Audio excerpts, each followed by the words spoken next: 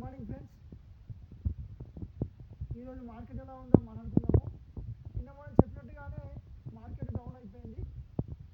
So ఈరోజు market గురించి మాట్లాడుకునే ముందు గిఫ్ట్ ఎలా ఉందో చూద్దాము. గిఫ్ట్ దాదాపుగా 66 పాయింట్లు మైనస్లో ఉంది. సో ఈరోజు మన కంట్రీకి పుతిన్ గారు వస్తున్నారని చెప్పి చాలామంది వస్తున్నారు కాబట్టి సో అందరూ ఎక్స్పోర్ట్ ఏం చేస్తున్నారంటే మార్కెట్ పాజిటివ్ అయిపోతుంది తొందరలో అని అనుకుంటున్నాను. సో అది ఇంకా కింద వరకు ఉంటుందో చూద్దాము మార్కెట్ ఓపెన్ అయిన తర్వాత. ఇప్పుడు మన ఇండియన్ మార్కెట్ యొక్క నిఫ్టీ 50 గురించి మాట్లాడుకుందాము.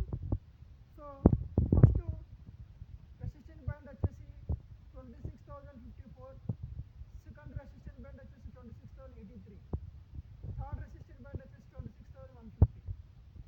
అదే డౌన్ సైడ్ సపోర్టింగ్ లెవెల్స్ వచ్చేసి ఫస్ట్ సపోర్టింగ్ బ్యాండ్ వచ్చేసి 25,975, తర్వాత సపోర్టింగ్ బ్యాండ్ వచ్చేసి 25,927, దాని తర్వాత సపోర్టింగ్ బ్యాండ్ వచ్చేసి ఒకవేళ 25,908 క్రాస్ అయింది అంటే మనం ఎక్స్పెక్ట్ చేయొచ్చు 25,884.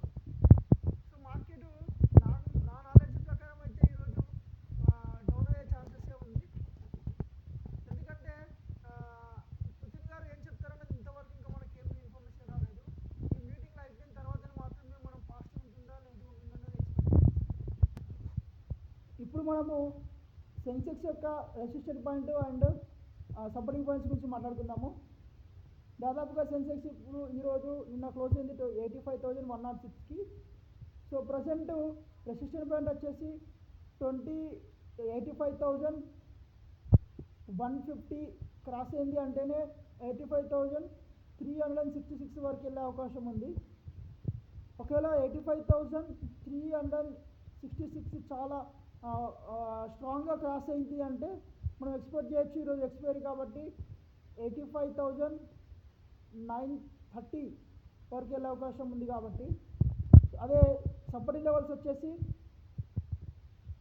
84,992 first supporting point, second supporting point వచ్చేసి 84,762, థర్డ్ సపోర్టింగ్ పాయింట్ వచ్చేసి 84,500.